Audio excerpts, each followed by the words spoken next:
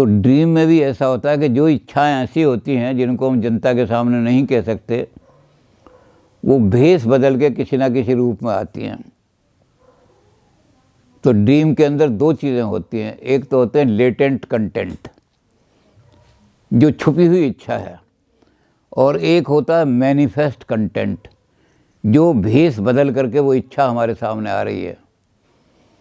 पहले तो इन दोनों को अलग अलग करना पड़ता है, लेटेंट कंटेंट छांटना पड़ता है। लेटेंट कंटेंट छापने में बड़ी देर यूँ लग जाती है कि ड्रीम को बड़ी बारीकी से हमें लिखना पड़ता है। एक चीज़ भी अगर छूट गई तो क्या पता वही लेटेंट कंटेंट हो।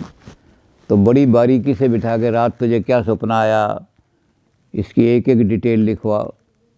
वो सारी की सारी डिटेल लिखवाता है, उसको सारा रिकॉर्डिंग करके फिर एक चीज़ वो देखते हैं कौन सी चीज़ ऐसी है जो हर ड्रीम में कांस्टेंट रहती है, वही लेटेंट कंटेंट है।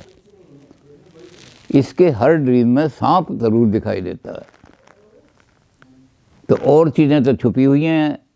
वो सांप कभी दूध पी रहा है, कभी सांप इस तरह से दिखाई दे रहा है, कभी सपेरा उसका तमाशा कर रहा है, कभी और तरीके से दिखाई, लेकिन सांप ज़रूर दिखाई दे रहा है।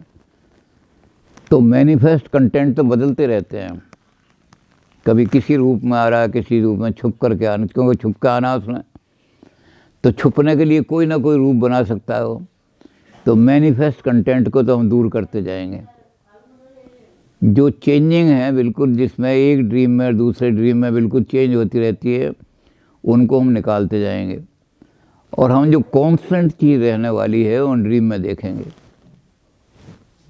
अब इसमें फ्रायड ने बहुत, जैसा मैंने कहा कि मेडिकल मैन करते हैं, ये लंबा प्रोसेस है। जब किसी मरीज़ को सीवियर मेंटल रोग होता है तो उसके ड्रीम एनालिसिस करते हैं, तो कई एक हफ्ता, डेढ़ हफ्ता लग जाता है एनालिसिस करने में। इसीलिए मेंटल रोगों का इलाज महंगा पड़ता है। लेकिन वो कम से कम ये है कि मिनिमम 3 ड्रीम तो होने ही चाहिए। एक ड्रीम में ये नहीं हो सकते कि हम ज्योतिषियों की तरह कहते हैं रात को क्या हुआ था, छपकली दिखाई दे, हो छपकली का मतलब बीमार होना, तुम बीमार होने वाले हो। ये कोई जादू का काम नहीं है, साइंटिफिक काम है बड़ा।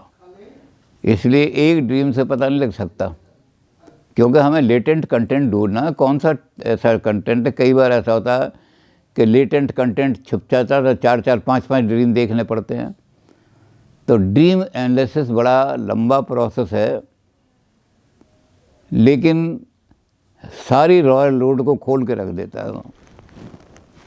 हमारे अनकॉन्शियस की सारी दबी हुई दमित इच्छाओं को वो सारा खोल करके रख देता है। फिर डॉक्टर जो है उसको पेशेंट को बताता है,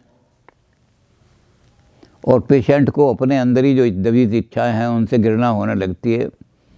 फिर वो उनको त्यागने लगता है धीरे धीरे, और वो ठीक हो जाता है, उसकी एबनॉर्मलिटी ठीक हो जाती है।